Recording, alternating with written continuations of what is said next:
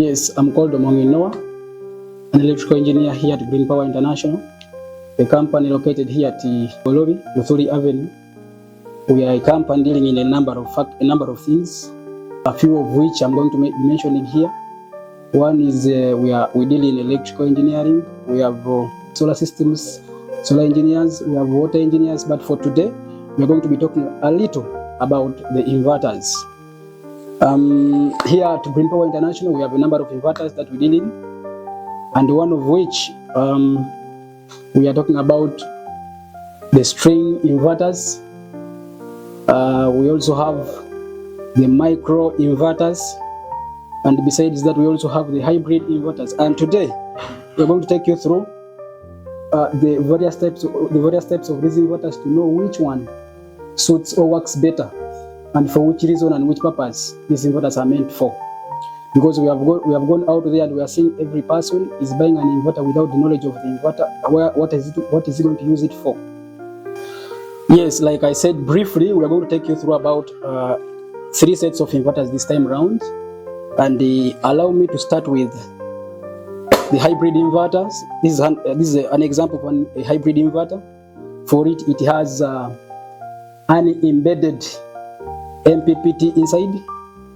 It has a capacity of receiving charge from a number of panels. It has a capacity of converting from DC, which is direct energy, to AC, which is the alternating current. Then when we leave this hybrid inverter, we are going also to take you through the battery charger. The battery charger here, we are talking about a piece of an inverter that only charges batteries, stores power, and for it you don't connect solar panels on it. You can either use AC, any other source of power like AC, umeme, to charge your batteries, and then maybe generator, you can connect it through this and then charge your batteries. For it, it does not have an option of solar panels being connected to this. No. Then we also have the third set of an inverter, which is this pure sine wave inverter. For us, we cluster it under micro inverters. We also have them as a set of their own here in the company. And for these inverters, they do not always necessarily have the capacity to receive charge from the solar panels. For them, they wait until the power is already stored in the batteries. Then the inverter is connected to the batteries and then converted. So its work majorly is just to convert power which is already stored in the batteries for consumption, which is the AC output. When you look at this inverter, it has features. This is the switch. This is the output terminal, that where you connect from, where you pick the power from. And this side, we are having a provision of where you connect the battery. These are the battery terminals. Of course, inside it, by the time you're using this inverter, there is also a possibility of it being overloaded, and these fans come on just to give the coolant system inside a relief to make the inverter not to overheat. I'm going to be taking you through how in particular an inverter charger operates, because now, like you know, for the case of this inverter, it does not take in the solar panels, like we said at first.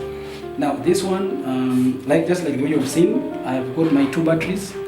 I've connected them in series, and the output at this point should be 24 volts, and that I can confirm with my multimeter here.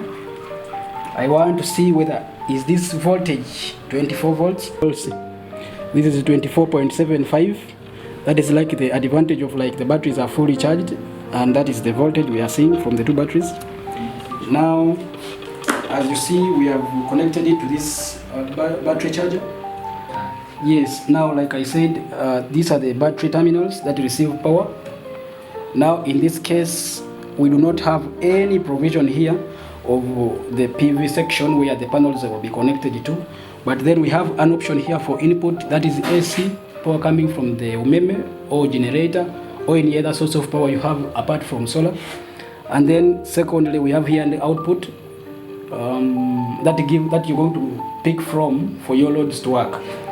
But before we check whether we have the output here, we have here a switch that we have switched on to see whether this inverter charger is really working. Remember, the first thing you're going to look at also before you make anything move is that this inverter charger operates under this voltage of 24 volts. And that's why we connected our batteries in series to make sure that we raise the 24 volts. Now we switch it on. And we see how it's working. It is displaying the battery voltage. The output is already displayed. You can see it there. It is telling us that the output voltage is 229, and the power is ready to be taken to the loads to power the loads. And now that means our system is okay. Yes, thank you for the session. Thank you for listening. Now we just urge you out there, every person who is interested, who is in dire need for a solution related to solar, related to water pumping, related to drilling, please come. We are here.